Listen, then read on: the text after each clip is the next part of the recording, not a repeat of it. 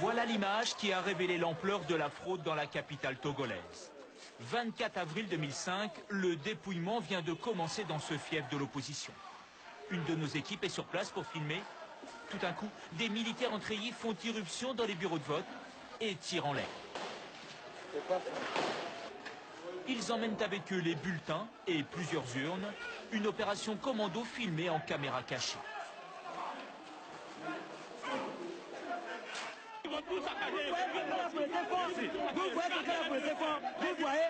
ont ramassé les bulletins, tout, et ils se sont fuis immédiatement avec les bulletins. Ils ont pris. Le résultat est sans appel. Quelques jours plus tard, Forna Singbe est élu président avec plus de 60% des voix. L'opposition ne décolère pas.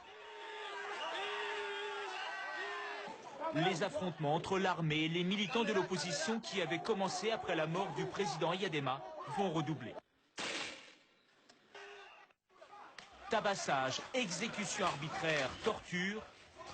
Bilan, entre 400 et 500 morts selon un rapport de l'ONU qui pointe les responsables. En premier lieu, le pouvoir qui a organisé la répression. Le rapport n'épargne pas non plus les dirigeants de l'opposition qui n'ont pas su canaliser leurs militants. Un homme avait prédit ce bain de sang, François Bocco, alors ministre de l'Intérieur, qui refuse de cautionner ces violences.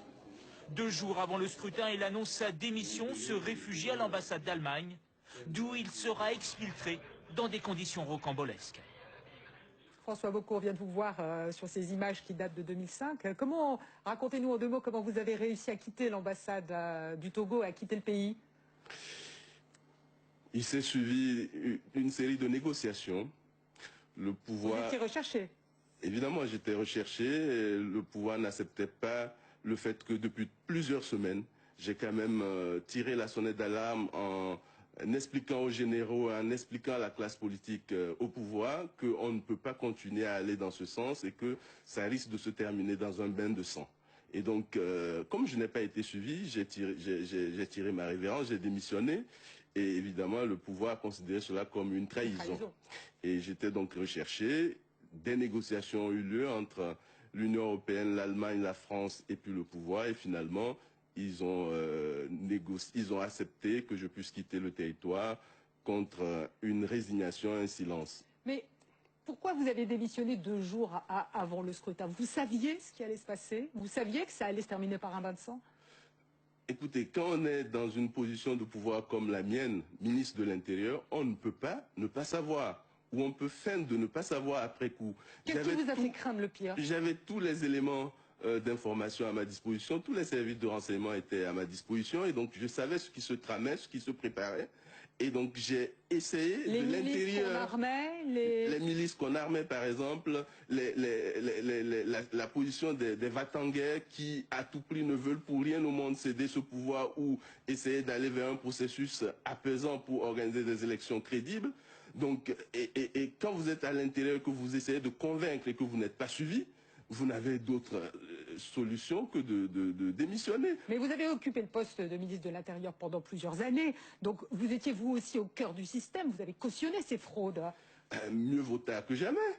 Est-ce que c'est parce qu'on a cautionné malgré soi une situation de fraude pour maintenir le général Eyadema au pouvoir, qui voulait à tout prix mourir au pouvoir? Est-ce une raison suffisante pour le faire et pérenniser un système qu'on sait d'avance inique et injuste pour le peuple togolais?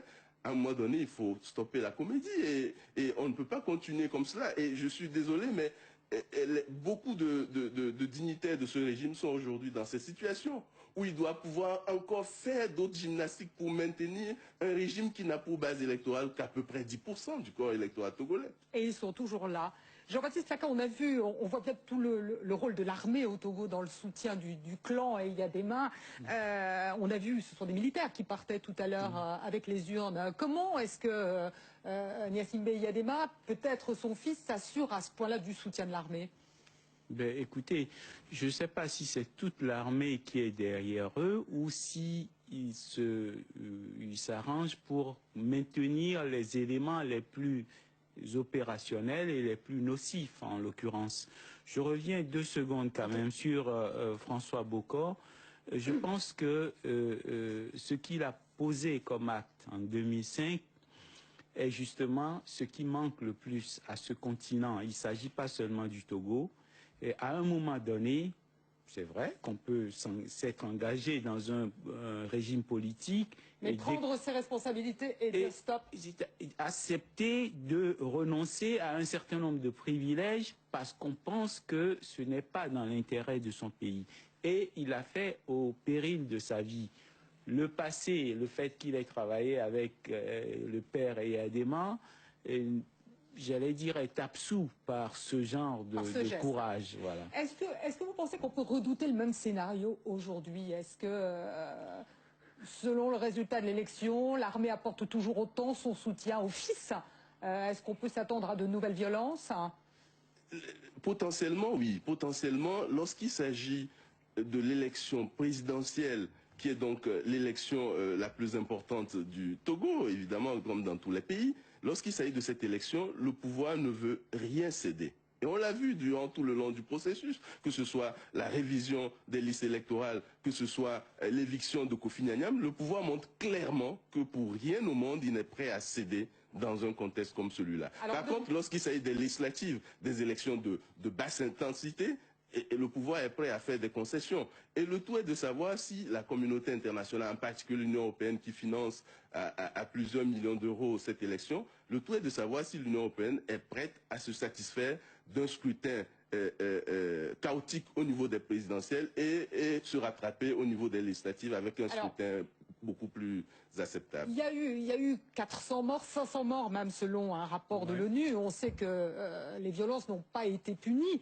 Est-ce que malgré cela, le pays est apaisé aujourd'hui? Le pays n'est pas apaisé. Le Togo, depuis 40 ans, accumule les sources de frustration qui, un jour ou l'autre, déboucheront sur peut-être un carnage terrible, parce que justement, ceux qui sont au pouvoir ne font pas non plus l'effort de réconciliation et d'apaisement qu'on aurait pu espérer d'eux.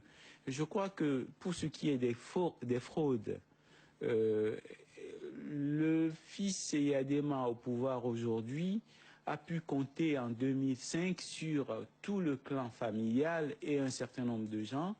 Et depuis, ce clan est bien en lambeaux. Et donc, on peut craindre qu'il n'ait pas tout le monde derrière lui.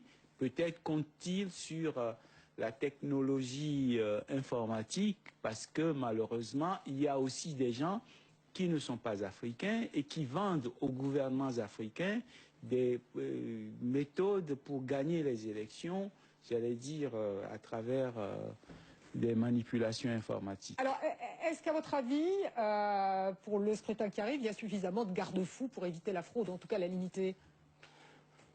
Les observateurs sont présents, on parle d'une centaine d'observateurs de l'Union européenne, de 300 observateurs de la CEDEAO. Les garde-fous, il n'y a jamais assez. La fraude, elle est potentiellement présente, même elle n'est pas seulement virtuelle, elle est réelle, eu égard à tout ce que je viens de vous décrire au niveau de la révision des listes. Ceci étant, de la capacité de l'opposition de se mettre en rang serré et de revendiquer la victoire et d'arracher l'alternance, de toute façon, on sait que arithmétiquement, le régime ne peut pas gagner. Mais de la capacité de l'opposition peut dépendre l'issue du scrutin. Donc, à mon avis, le tout n'est plus de savoir à 15 jours du scrutin ou à 3 semaines du scrutin si le régime va frauder ou pas. C'est une évidence que le régime va frauder. Mais c'est que va faire le peuple togolais et surtout l'ensemble des leaders pour donner espoir, pour arracher la victoire et faire en sorte que la vérité des urnes soit celle-là qui soit proclamée. Je peux vous demander, pour le mot de la fin, quel candidat vous soutenez? Pour qui vous voterez? Je soutiens le candidat qui a des chances d'octroyer au peuple togolais l'alternance, c'est-à-dire le candidat du parti le mieux implanté, le mieux structuré, le plus à même de fédérer les autres forces de l'opposition. Ce n'est pas le candidat à titre individuel que je soutiens, mais je soutiens la démarche.